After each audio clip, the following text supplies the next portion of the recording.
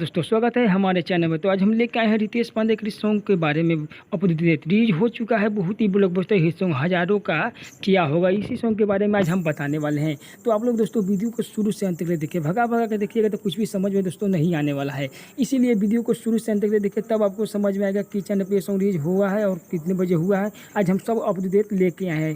तो आप लोग दोस्तों वीडियो को शुरू से अंत तक देखिए, भगा भगा ना देखे। चलिए दोस्तों वीडियो को स्टार्ट करते हैं। वीडियो को स्टार्ट करने से पहले आप लोग हमारे चैनल पर नए हो तो चैनल को सब्सक्राइब करो और बेल आइकन दबाना ना भूले।